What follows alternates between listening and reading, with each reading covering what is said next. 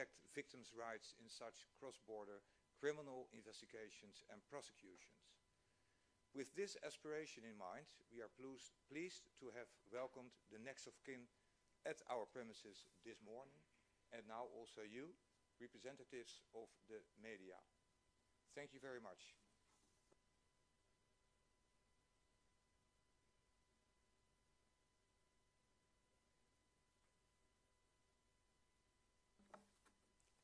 My name is Brechtje van der Moosdijk. I'm a spokesperson for the Netherlands Public Prosecution Service. Before we start, I'd like to introduce you to the representatives of the Joint Investigation Team. From the Netherlands, there's Deputy Chief Prosecutor Digna van Boetselaar and Mr. Andy Kraag, Head of the National Crime Division of the Police. Then Australia is represented by Assistant Commissioner David McLean of the Australian Police AFP. And then we have, on behalf of the Malaysian Prosecutor's Office, the head of the International Criminal Matters Unit, Mrs. Asha Ho Su Lian. Then from Belgium, we have Erik van der Sept of the Belgium Federal Prosecution's Office. And finally, from Ukrainian Public Prosecution Service, we have Prosecutor Alexander Banik. The presentation will last approximately 45 minutes, 50 minutes, and is followed by a short Q&A answer session. Afterwards, the representatives all here on stage are available for one-on-one interviews. We will do that here or outside. But I will now give the floor to Deputy Chief Prosecutor, Mrs. Digna van Boetselaar.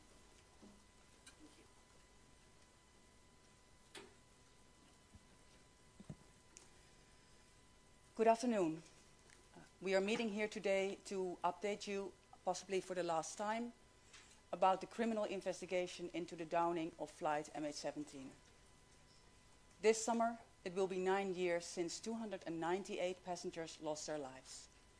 As in previous years, we stand here together as members of the Joint Investigation Team, and we would like to thank Eurojust as the JIT's dedicated partner for facilitating this event. In 2016 and 2018, we told you about how the MH17 disaster came about.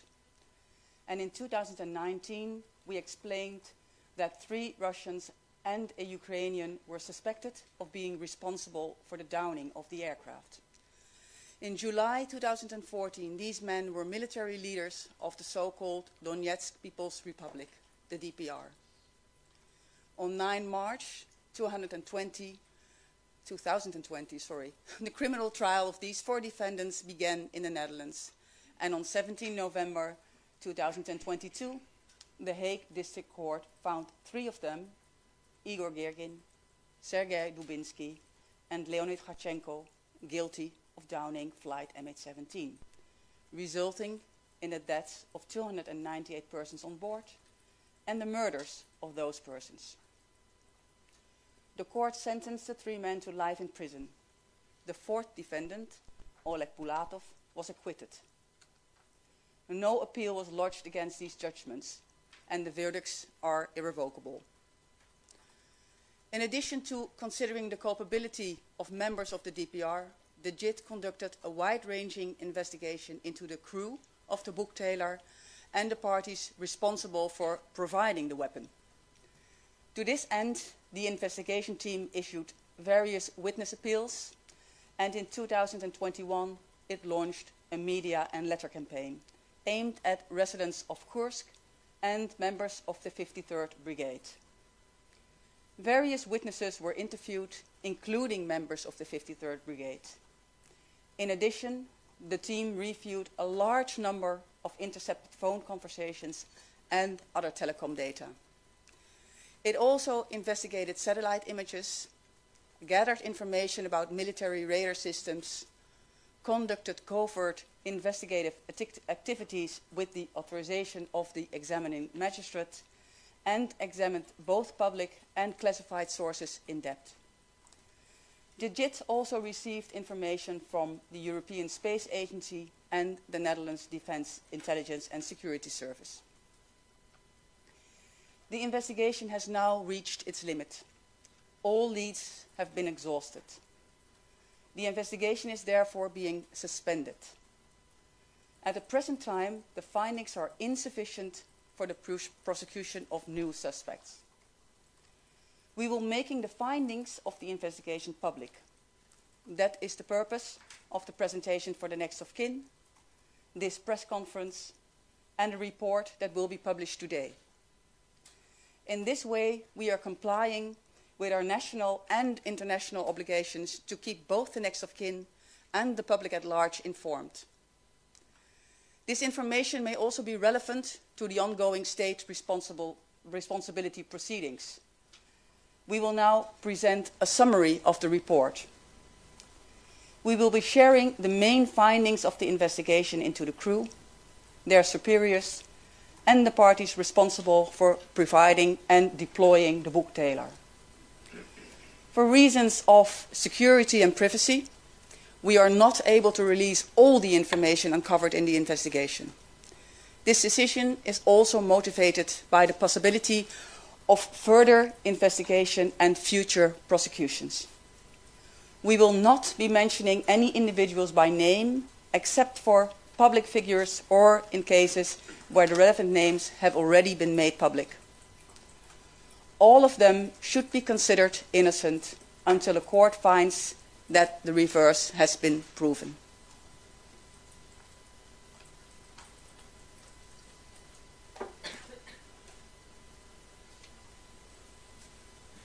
Thank you, Digna. Good afternoon, ladies and gentlemen.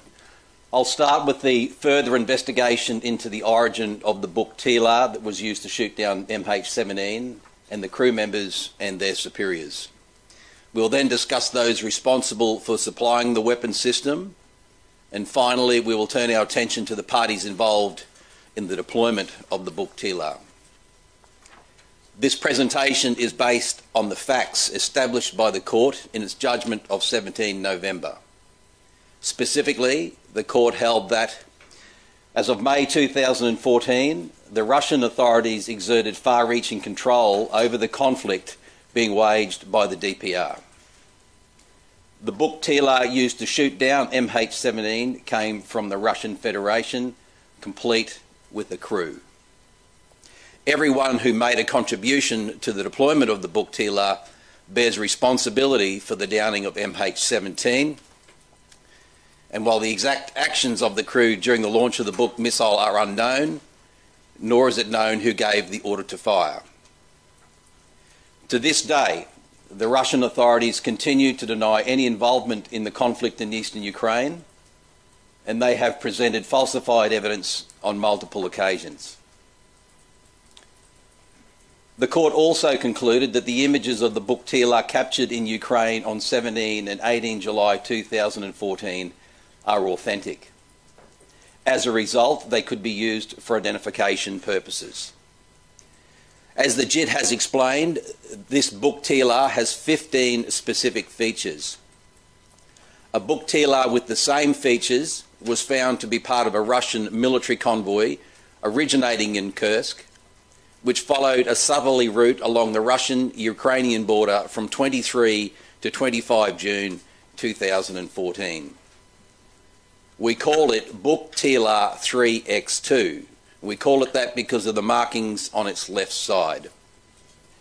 The JIT was able to establish that this weapon system was from the Russian 53rd Anti-Aircraft Missile Brigade in Kursk.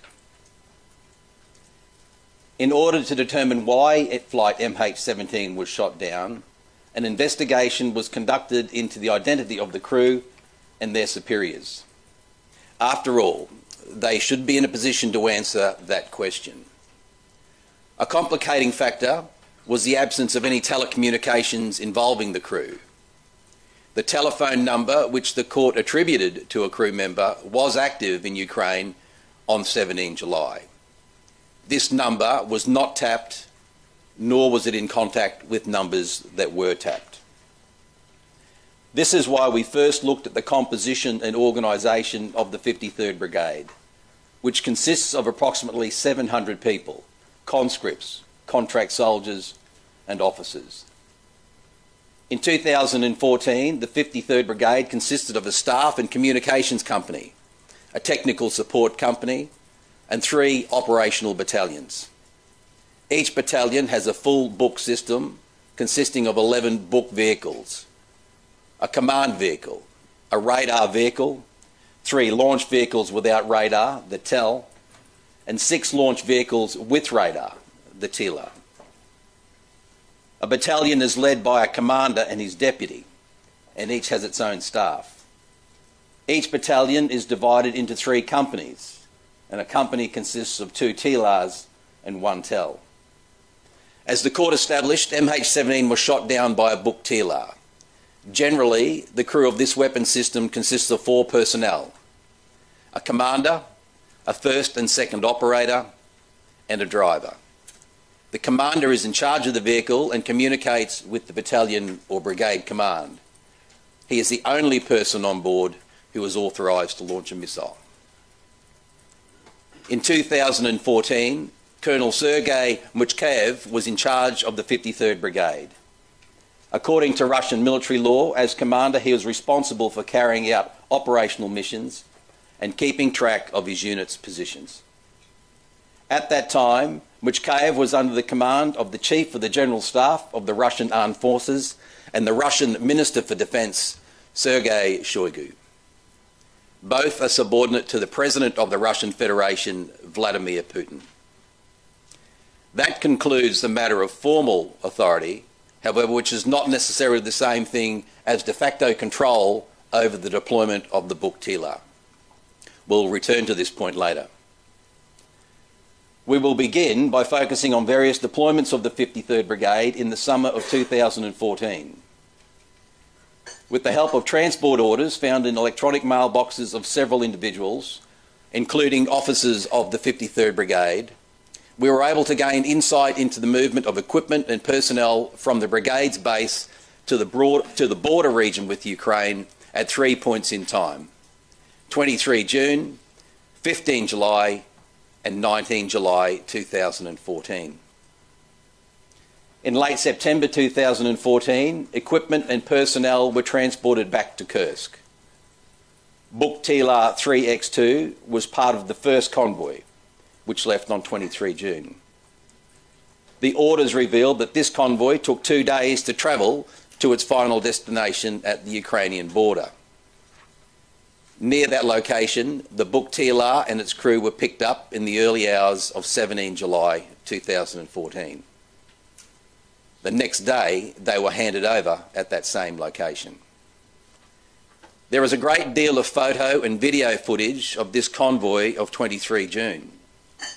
The route described in the orders matches the route shown in this visual material, and the number plates listed in the orders also match the number plates on these images. These images also show 6 book TILAs complete with vehicle numbers. One of them is book TILA 3X2. The other identifiable book vehicles each have a vehicle number beginning with 2. The first digit of the vehicle number refers to the battalion. This means that book TILA 3X2 came from the 3rd Battalion, whereas the other book vehicles came from the 2nd Battalion. The orders contain no information about the objective of the deployment near the Ukrainian border. However, a document from 217 from the commander of the 53rd Brigade refers to strategic exercises on unknown terrain in 2014. On 17 July 2014, the book TILA that shot down MH17 was captured on film multiple times.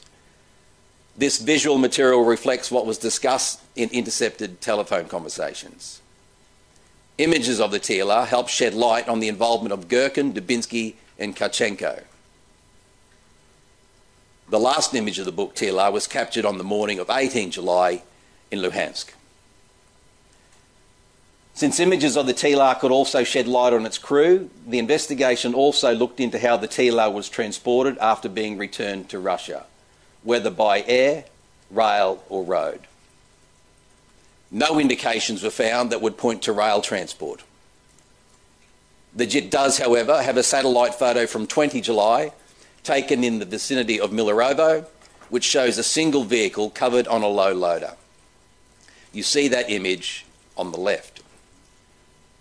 The shape and dimensions of this covered vehicle are consistent with the covered vehicles that were observed on a satellite image of the 53rd Brigade's base shortly before the departure of the 1st Battalion. You see that image on the right. In addition, on 20 July, a photo was posted to social media of a covered book TLR on a truck. This truck was also part of the convoy in June that included TLR 3X2. It could not be determined if one of the images just shown includes TLR 3X2. The investigation into the TLR's possible removal by air determined that on the morning of 18 July, 2 Ilyushin IL-76s were on standby at the near military airfield in Rostov-on-Don. An IL-76 is capable of transporting a TLR. A day later, only one of these aircraft was observed there. It was not possible to determine what happened to the other one and whether it was used to dispose TLR 3X2. At various points on 18 July, starting at 6:08 in the morning, an IL-76 was observed at the Kursk military airfield, always seemingly at the same spot. In any case, the Ilyushin sitting at this airfield at 6:08 could not be the one from Rostov-on-Don that transported the book TLR 3X2 to Kursk. The 3X2 crossed the border around 6 a.m. and thus could not have been flown to Kursk by 6:08 a.m. It could not be determined for certain if the TLR 3X2 was transported by air.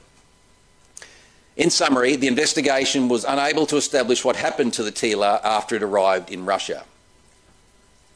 And that brings us to the crew. The orders concerning the first convoy, which included book TLR 3X2, contained no information about the accompanying crew. Documents from the second convoy show that as of 15 July, at least 193 military personnel belonging to the 53rd Brigade were deployed to the same border region. They must have arrived there before book TLR 3X2 crossed the border on 17 July, and for that reason, they were included in the investigation of the crew. These 193 individuals were mentioned by name.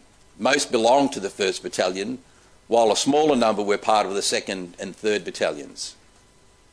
These include members of the staff, such as Commander Muchkayev, and although it's plausible that Muchkayev knew about his brigade's deployment of the book TLR by virtue of his position, there are no concrete indications of this.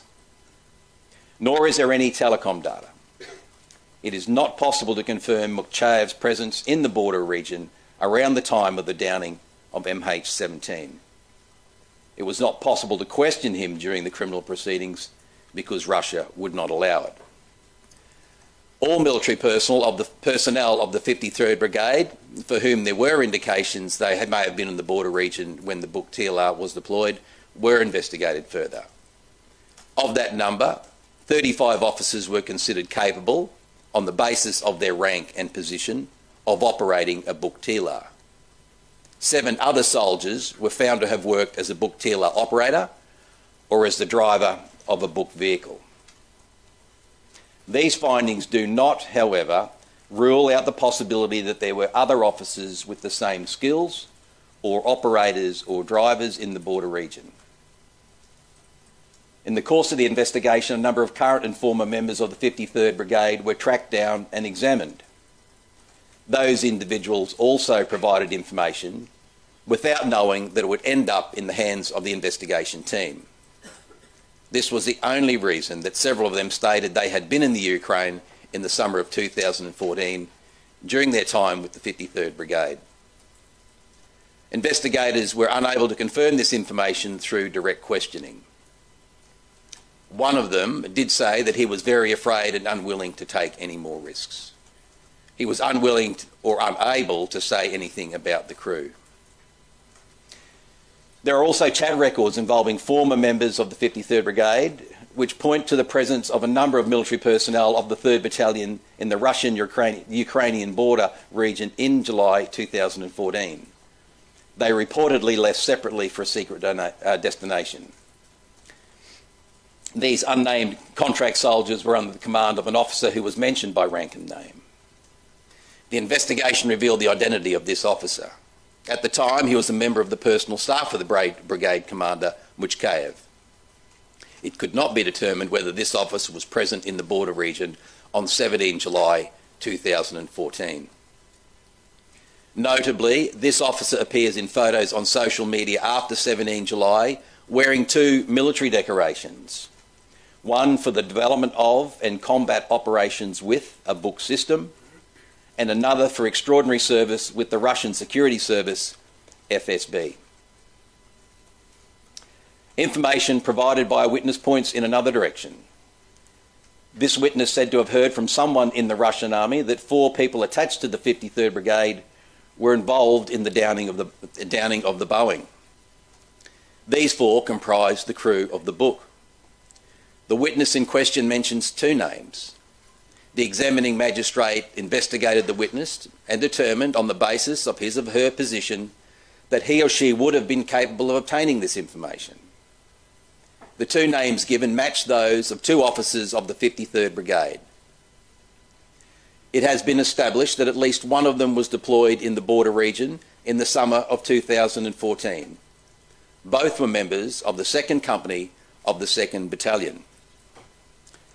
In an information report by the SBU, one of the officers named by the witness was mentioned as a crew member who had gone drinking with the separatist Tesmak after the downing of MH17. A witness confirmed this, but did not name the crew member in question. Tesmak was examined by the JIT on multiple occasions. He disputes having had any contact with the crew and denies any involvement in the downing of MH17. The investigation ultimately yielded insufficient indications pointing to Semak's criminal involvement. In summary, a total of 3 names of officers emerged who may have been involved in the downing of MH17. However, to date, the investigation has not been able to find any further confirmation of this. The Russian authorities have refused to answer any questions about the crew, as they maintain that there was never any Russian Buktila in eastern Ukraine. Finally, on 17 July and 25 September 2022, names and photographs circulated on Twitter concerning 4 members of the 2nd Battalion who were said to have shot down MH17. The investigation team obtained the information that formed the basis of those tweets, and this included a 2015 personnel list for the 53rd Brigade, which was already known to the JIT, and numerous pieces of passport information. On the basis of this information and the findings of its own investigation, the JIT concluded that there were no indications that these 4 individuals were involved in the downing of MH17. Thank you.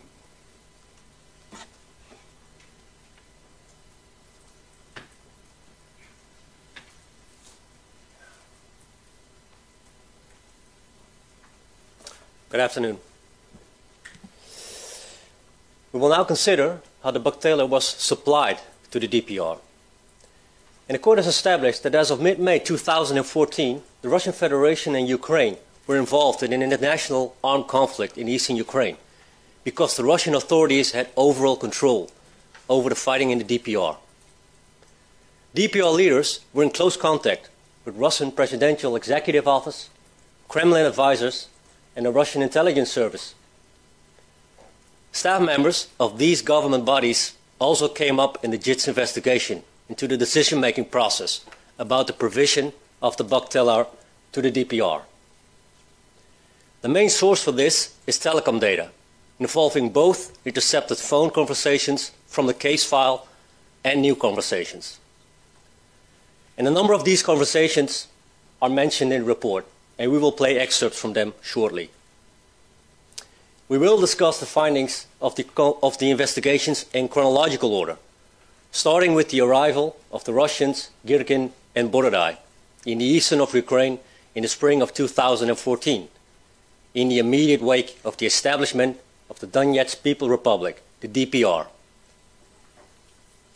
On the 12th of April, Girkin crossed into the Ukraine from Crimea and was appointed Minister of Defense. He was followed shortly by Borodai, who was given the role of the Prime Minister of the DPR. And both men had previously been involved in the annexation of Crimea, by their own account as advisors of the Russian Aksionov, the so-called Prime Minister of the Crimea. While in Ukraine, Borodai and Girkin stayed in close contact with Aksionov.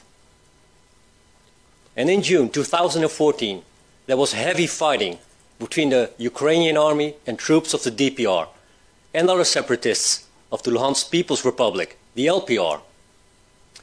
And during this fighting, both of the DPR and the LPR requested heavier weaponry, including better anti-aircraft systems. For example, Plotnitsky, the so-called defense minister of the LPR, speaks in Russia in June 2014 with the Military Intelligence Service, the GRU, and asks for heavier air defense weapons to be provided. And also, Girkin, the Minister of Defense of the DPR, makes the same request. When his headquarters in Slavyansk came under heavy fire in early June 2014, Girkin told Aksionov that they needed decent anti-aircraft systems with trained personnel. The investigation carried out shows that from the second half of July 2014, several Buktailers have been delivered to the separatists, including the Buktailer that was used to shoot down flight MH17. The investigation was able to shed some light on the Russian decision-making process regarding the delivery of the heavier anti-aircraft weapon systems to the separatists. When Girkin requested for decent anti-aircraft systems with trained personnel, Aksionov replied to Girkin that on Tuesday he was where he needed to be given the situation, that a joint coordination center had been set up, and that the necessary documents for the support were already being drawn up. He said that he still needed to wait because they were in different places and would be away for 2 days. It is known from another conversation that Aksionov was in Sochi on Tuesday, the 3rd of June. And according to the Kremlin, Putin was there on that day as well. On the 5th and 6th of June, Putin was in France for the D-Day commemoration, together with various world leaders. And in a conversation of the 7th of June, Aksionov's assistant mentioned that the decision to provide support had been postponed by a week because there was only one person who could make that decision, not a general or the Minister of Defense, but the person who was directly accountable to the people and who was currently in a summit in France. We will now play a part of this conversation. Там такая ситуация. Я сегодня получил пизделей, потому что сказал, что вы слишком медленно думаете. Говорю, там Казицын занял пост, один из 3 граница, и надо людей вооружать, чтобы они удержали этот пост. Ну, именно граница все открыта. Я такого раздолбая получил. Ты не поверишь. Оказывается, понимаешь, давай я тезисно тебе скажу, чтобы ты понимал. Там получается вот та информация, которую я говорил с 3 людьми,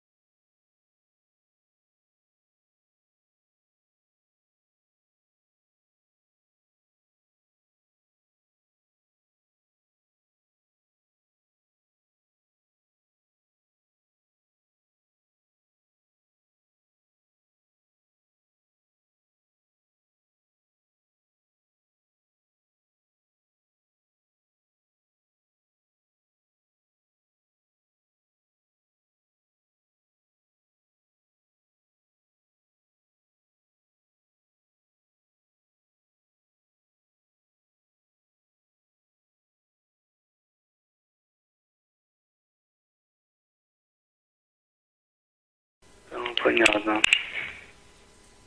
Я там заикнулся, там, давайте быстрее, потому что там реально такой шанс нельзя терять, потому что граница пока под контролем, надо там помогать.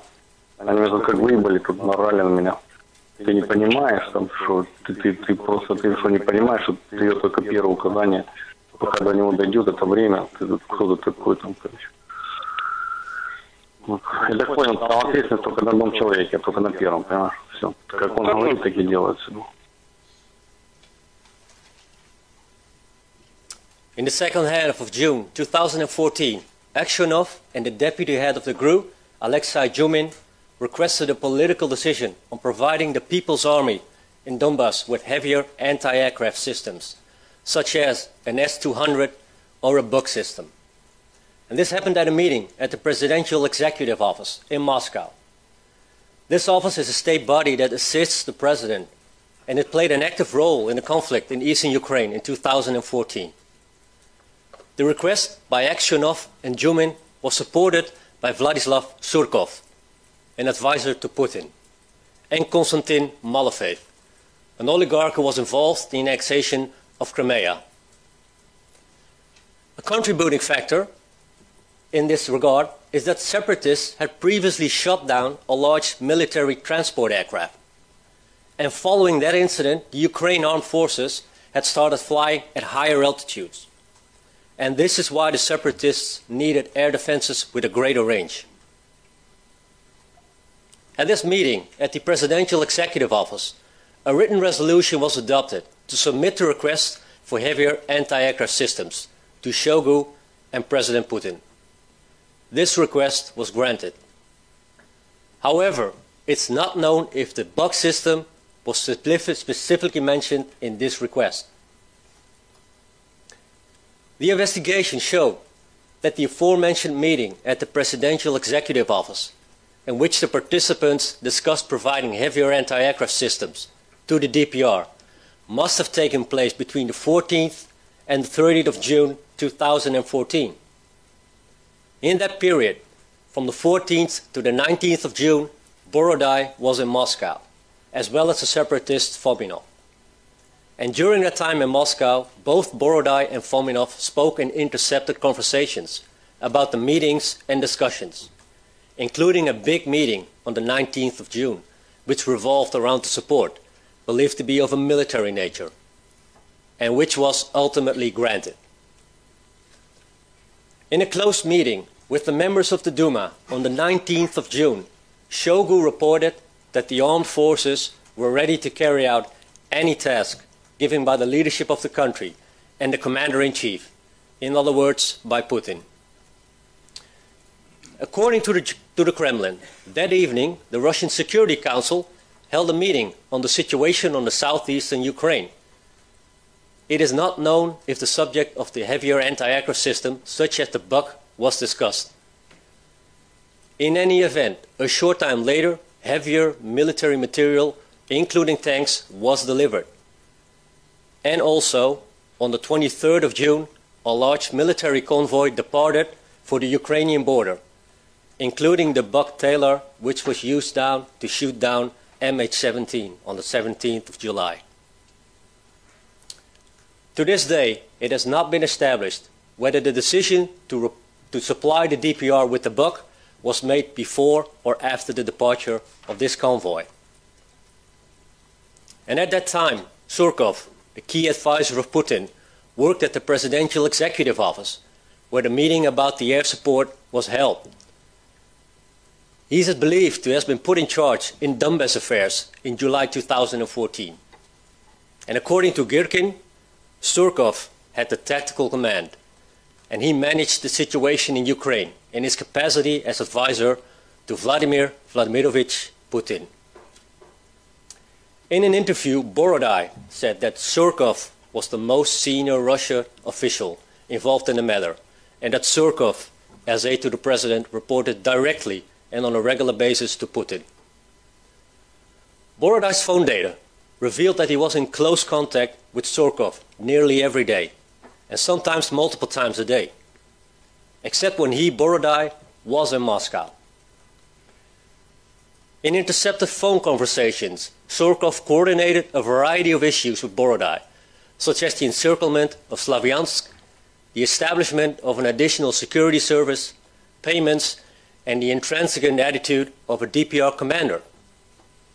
And in addition, when Borodai sought to coordinate with Moscow about the delivery of the refrigerated rail containers containing the bodies of the victims and the black boxes from MH17, his first point of contact was Surkov.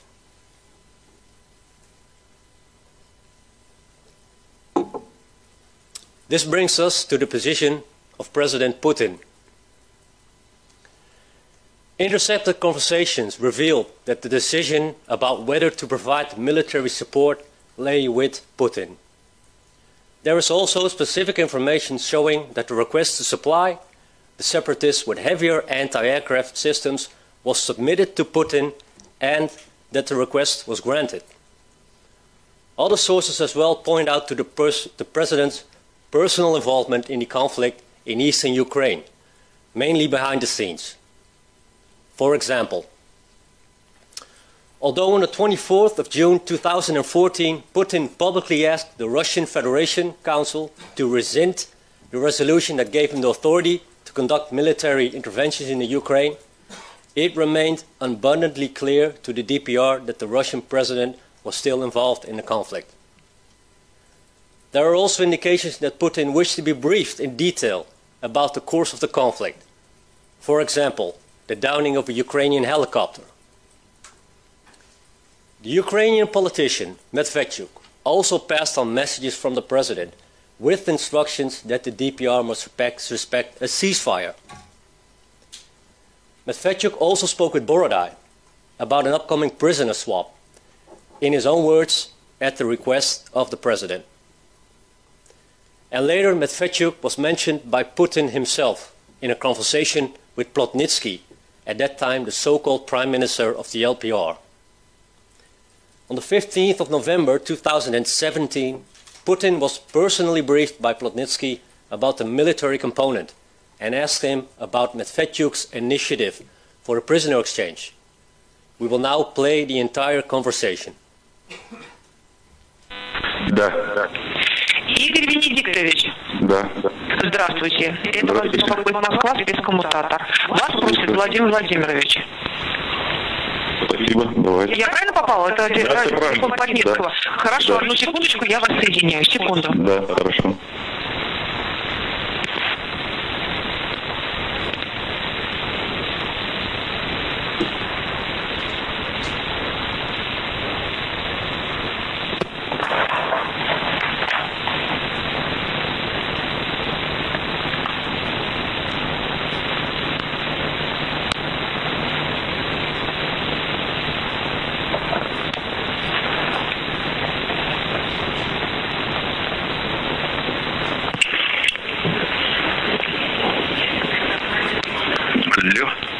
Алло. Игорь Леонидович, добрый день. Это Мамакин, секретарь. Сейчас одну секунду буду соединять. Да, пожалуйста, хорошо.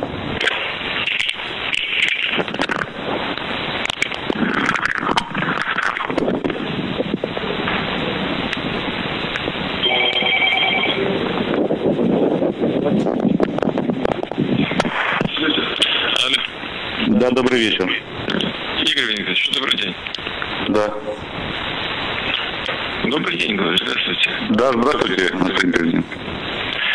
Как дела у вас? Да, спасибо, Владимир Владимирович. Потихоньку. Потихонечку. Как вы оцениваете вот такую военную составляющую? Военная составляющая, мне кажется, у нас на достаточно хорошей высоте. Здесь сказать, что мы какие-то слабы. Обострения никакого, естественно, не чувствуете? Обострение периодически есть, но это именно периодически вызванное то сменой дислокации различных воинских частей, то пересменка, ну, таких особо жестоких пока, слава богу, не было. А социально-экономическая ситуация? Социально-экономическая ситуация, мы как бы ее достаточно нормально сдерживаем, нивелируем различными способами, но уровень жизни, конечно же, желает быть лучшим, и у нас как бы есть и вопросы, и предложения, как его повысить, но не всегда нам удается решить эти вопросы. Я уже и Александр Владимирович сказал, может быть, мы тогда, я попрошу коллег, которые там стараются вам помочь по различным направлениям, чтобы они мне дополнительно доложили, что там происходит, а может потом увидимся, поговорим, хорошо? Спасибо, Владимир Ильич, но если есть такая возможность, может быть, это организация личной встречи для обсуждения этих вопросов. Я про это и сказал, я говорю, потом увидимся и поговорим с вами. Спасибо большое, Владимир Ильич. Да, Игорь Викторович, я по поводу, вы слышали, там, инициативы Медведчука? Да, конечно. До обмена? Да, конечно, Владимир Ильич. Как вы к этому относитесь? Ну, очень даже положительно, потому что в течение года Украина блокировала и не давала возможности нормального обмена. Наши жители, а их подавляющее большинство, у них, у нас там 1 к 10 примерно, они, конечно же, страдают, там за стенках и страдают. Это не просто оборот речи, они реально, мы знаем, как они там содержатся, в отличие от того, как их люди находятся на нашей территории. Поэтому эта инициатива для нас, честно говоря, как глоток свежего воздуха. Это возможность забрать наших людей с той территории. Я так понимаю, что нужно там дополнительные детали проработать. Я своих коллег тоже попрошу, чтобы они вас поддержали, помогли, где нужно и что нужно. Спасибо, есть. Спасибо. Спасибо вам большое. Всего доброго. Спасибо, до свидания. До связи, до свидания. Так, удачи. Спасибо большое.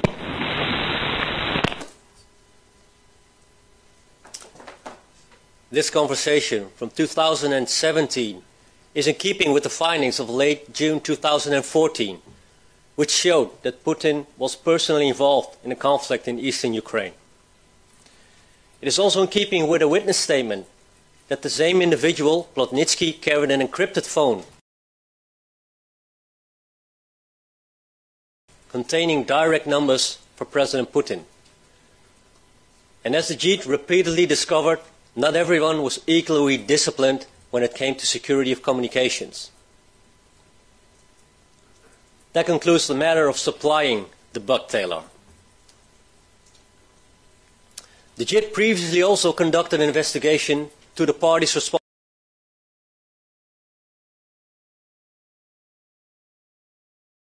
responsible for the deployment of the bucktailor on the 17th of July 2014. Girgin, Dubinsky, and Kharchenko have already been convicted, but the investigation has looked at other individuals as well. One of them is the aforementioned Borodai.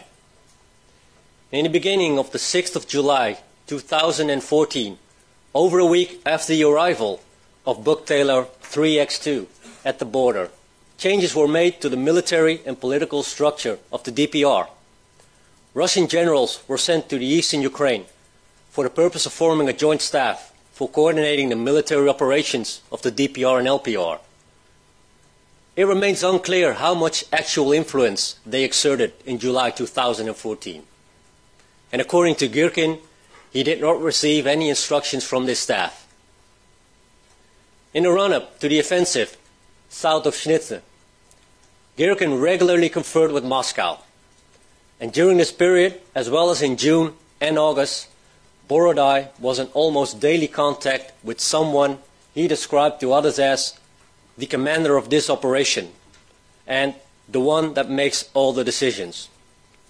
This person has been identified by the investigation team as Andrei Burlaka, an FSB general who was first deputy head of the FSB border service. And the investigation showed that in various cases, Burlaka gave orders to Borodai and was directly involved from the Russian Federation in internal DPR affairs. Burlaka also gave direct instructions to subordinates of Girkin, which Girkin, for his part, accepted. And Burlaka also appeared to have information about the military deployment in eastern Ukraine. For example, on the 16th of July, Borodai called Burlaka and asked him if it was possible that our helicopters. We will now play that conversation. Да. Владимир Иванович, да, скажите, а у нас вертолеты могут работать? Доброе утро, извините. Доброе утро. Да, у нас вертолеты могут работать в районе Марьинки, наши. Ключик включите.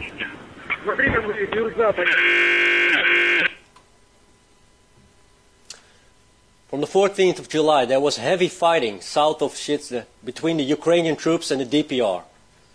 And the court has already established that the buck teller was deployed in the context of this fighting. The planning and execution of this DPR offensive were in the hands of Girgin, Dubinsky, Pulatov, and Khachenko, among others. Borodai was also present and was briefed on the DPR's military progress during the fighting. However, there are no indications that Borodai was personally overseeing combat operations. And when the offensive stalled and the DPI fighters came under heavy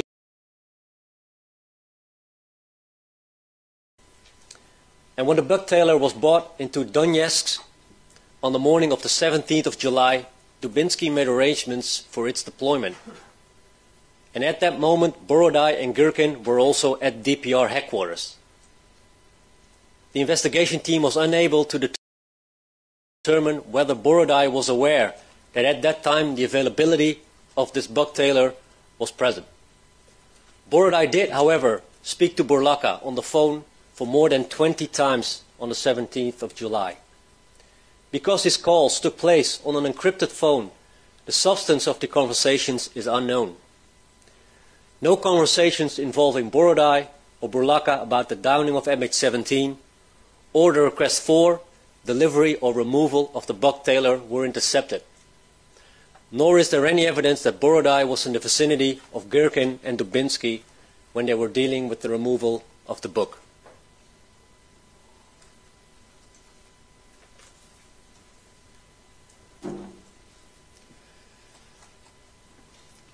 Now we will talk about the opportunities for the investigation and prosecution. The JIT investigation has reached its limit. As things now stand, this leads to the following conclusions. All relevant and available telecom data has now been analyzed. The JIT has investigated everything it can without the cooperation of the Russian authorities and without jeopardizing people's safety. Any further evidence must be sought in the Russian Federation. And for this, the JIT is dependent on the cooperation of the Russian authorities or Russian insider witnesses. Such witnesses cannot speak freely and would expose themselves to major security risks if they were to talk to the JIT. To this day, the Russian authorities continue to deny, contrary to the established facts, any involvement in the conflict in eastern Ukraine on and around 17 July 2014.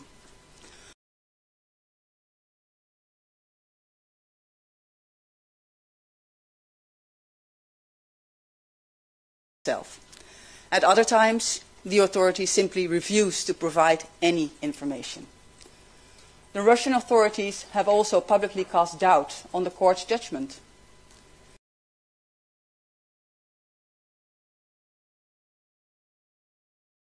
On 24 February 2022.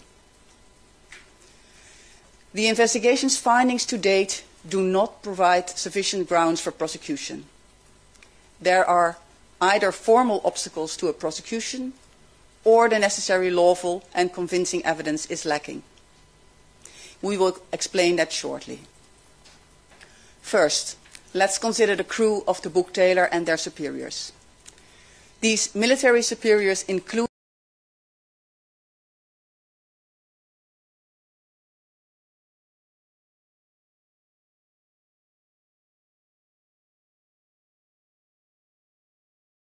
the Russian president.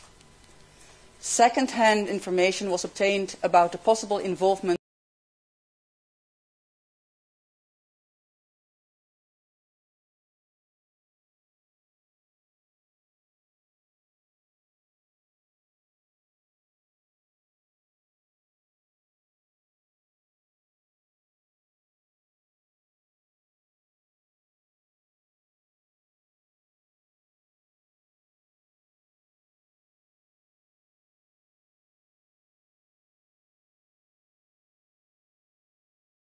It's unclear who knew what in the Russian military chain of command about the downing of flight MH17 and what degree of say they actually had regarding it. Prosecution of the crew and their superiors in the military chain of command is therefore impossible.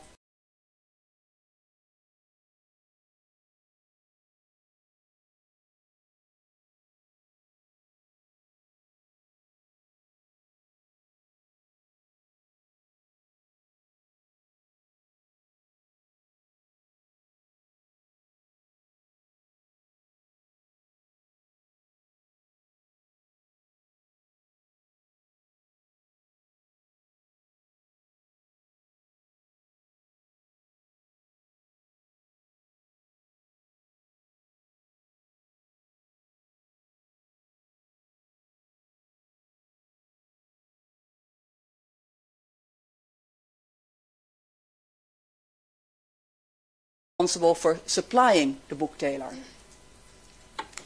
As the district court held, in the circumstances in question, it may be assumed that anyone who helped facilitate the deployment of this weapon had both intent and premeditation in respect of unlawfully causing the crash of flight MH17 and the death of everybody on board. There are strong indications that a decision was made at presidential level by President Putin to supply the DPR with the book-tailor or, in any event, a heavier air defense system. Although we speak of strong indications, the high bar of complete and conclusive evidence is not reached. Furthermore, in addition to the possibility of combatant immunity, the President of the Russian Federation also enjoys, at the very least, immunity under international law in view of his position as head of state. Under Dutch law, heads of state cannot be prosecuted for any offense whatsoever, even war crimes. This immunity applies for as long as Putin is head of state. The investigation into the decision-making about the provision of the missile produced other names besides Putin, including Aksionov, Surkov, Dyumin, and Shoigu. In the case of Aksionov, Surkov, and Dyumin, there are indications that they supported the request for a heavier air defense system and arranged for it to be submitted to Shoigu and Putin. The question is whether, in doing so, they also had a criminal responsibility for the deployment of this weapon. In any event, they had no actual decision-making power about whether to provide a book-tailor. That authority lay at a higher level. In order to determine whether they were sufficiently helpful in facilitating the deployment of the book-tailor, that their actions constituted criminal aiding and abetting, further and more concrete evidence is needed. There is, therefore, insufficient evidence as yet to hold them criminally liable for the downing of MH17. In the case of Shoigu, there is a lack of clarity about whether, as Minister of Defense, he had decision-making power when it came to supplying the book-tailor. The investigation mainly found indications that this was ultimately the President's decision and not Shoigu's. This means that there is no concrete evidence for his criminal involvement in providing the weapon that shot down MH17. Apart from the evidential problem with both Dyumin as deputy head of the GRU and Shoigu as Minister of Defense may be able to claim combatant immunity. Then there is Borodai. He held various consultations with Russian officials in Moscow about the provision of military equipment. Since it could not be clearly determined whether those consultations concerned the provision of a book system, he cannot be held responsible for its delivery. This brings us to the parties involved in the actual deployment of the book-tailor. The investigation did not uncover any concrete instructions given by Russian generals or other Russian officials regarding the deployment of the book-tailor. There were, however, indications of a direct, de facto chain of command between FSB General Bulaka and DPR leaders Borodai and Girkin. It is not clear whether Bulaka was involved in a criminal capacity in the deployment of the book-tailor. Since he used a secure line, the contents of his phone conversations are not known. Conversations held by other parties about Bulaka show that his orders to Borodai and to Girkin's subordinates related to internal conflicts and dynamics among DPR commanders, as well as the provision of equipment. However, nothing was said about providing a heavier air defense system. Borodai's role primarily seemed to involve administration, logistics, and military support. He made arrangements for support from Russia, but when it came to operational military commands, he would refer people to Girkin. Although he was present at Girkin's headquarters that morning, and although he was in regular contact with Bulaka by phone on 17 July 2014, the investigation was unable to establish that Borodai and Bulaka had advanced knowledge of the availability of the book-tailor. Nor could any involvement on his part in the removal of the weapon be established following the downing of MH17. Therefore, in contrast to the conclusion of the district court in Girkin's case, it is not possible at this time to provide lawful and convincing evidence that Borodai and Bulaka were able to decide on the deployment and use of the book-tailor, and that they accepted that deployment and use. Nor is it possible to prove that they deliberately aided and abetted the downing of MH17 in another way. This brings us to the conclusion of this presentation. After more than 8.5 years, the JIT has exhausted all scope for investigation. The investigation will therefore now be suspended. Despite the complex context, the JIT achieved a great deal. The findings of the investigation do not provide sufficient grounds for the prosecution of new individuals. This does not mean, however, that the JIT is closing the case. The phone lines for witnesses and the MH17 website will remain active, so that any insider witness who might wish to tell their story in the future will be able to do so. With this in mind, the JIT agreement will also be renewed. New information or a change in circumstances may give reason to resume the investigation or institute new criminal proceedings. The bar for establishing individual criminal liability is high. At present, we cannot reach that bar for the various individuals discussed. But the picture that the investigation has given us of Russian involvement could play a key role in the state responsibility proceedings. We know that the answers to our questions can be found in Russia. And as we have said many times before, solving these kinds of crimes take patience and endurance. Just consider the Lockerbie case, in which a suspect was recently arrested after 34 years. In that spirit, the JIT remains dedicated to the MH17 investigation.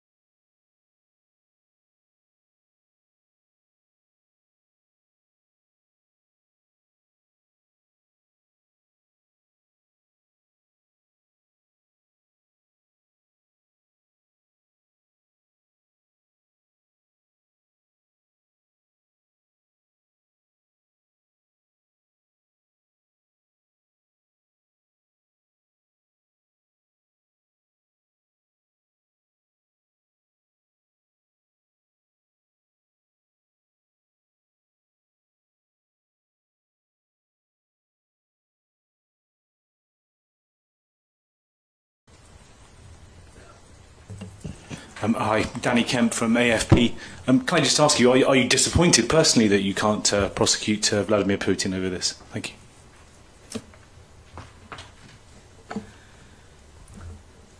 you. I think all of us who are involved in this case have started this 8.5 years ago, not thinking we would come as far as we had come now.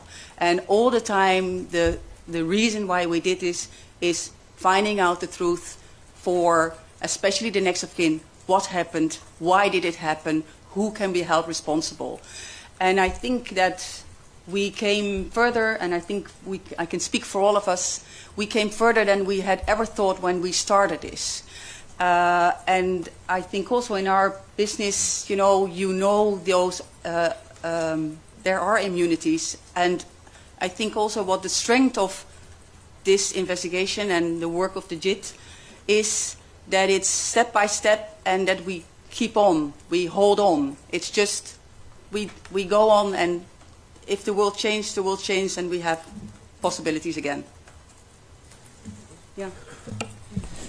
Maybe just an add-on from the police perspective. Are we disappointed? No, because we think we came further than we have ever thought in 2014. Would we have liked to come further? Of course, yes. That is, every detective would have liked to come further. But at this point, we've reached our limits. We've done everything that we can within our limits, and the next answers, they lay in Russia. And as long as there's no cooperation in Russia, those answers will remain there. For us, the direct answer to your question, we're not disappointed. Actually, I'm really proud on the team that has established this. We have 3 suspects. We have life sentences. We have a great context on what has been done on the supply and on the also the movement of the bug. However, yes. Thank you. Can I just add, from an Australian point of view, the disappointment that you're asking after would settle on us, I think, if we felt we hadn't done all we could do, and we would be disappointed in ourselves. We're disappointed for people, the families in particular.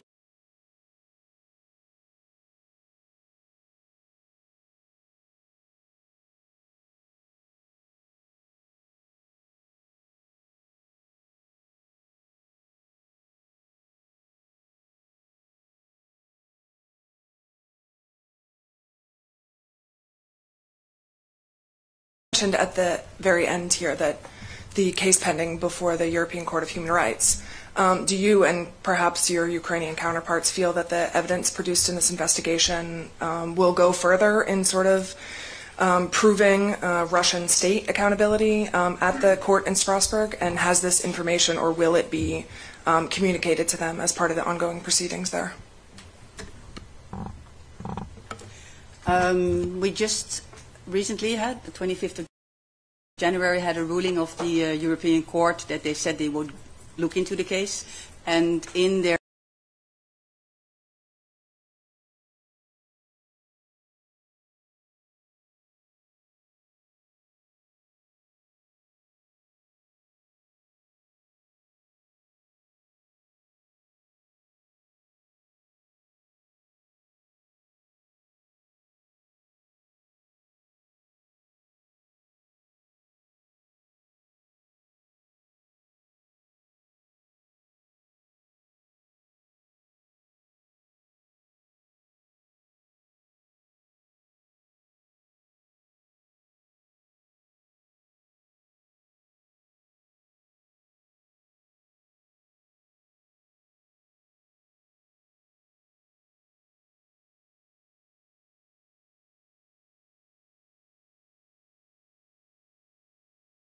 Understandably, you've been focused very much on the chain of command and the pressing of the Buk missile. But have you also been looking at the for allowing that to happen?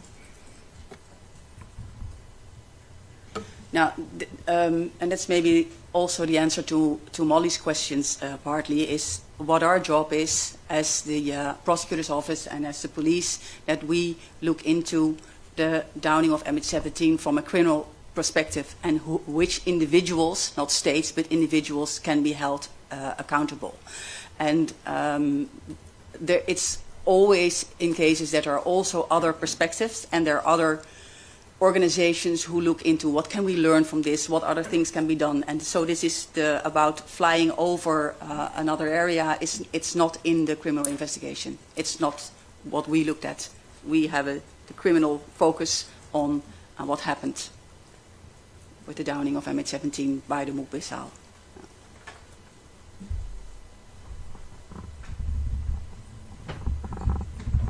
Yeah. I'm just wondering, you have spoken to the families and given this report. What was their reaction? Of course, there was disappointment, because they really would. I can really understand that they wanted to know why MH17 was shut down. It was really clear on what has happened, but the answer to the question why MH17 is shut down still remains in Russia. On the other hand, the next of kin were also really grateful for the work that has been done. So this morning has been quite emotional as well for the next of kin, as for the law enforcement, and prosecutors have been working on it. But yes, it was a dual feeling of disappointment, but also respect. Thank you. I think we came to an end of the press conference. Oh, yeah, we have many more questions, but I would just suggest, because we have to leave here at 3 o'clock, and we have many requests for one-on-one interviews, that we're going to do that now and end this session. Okay? So all the persons on stage are available for one-on-one interviews. We can do that here or outside. Thank you very much.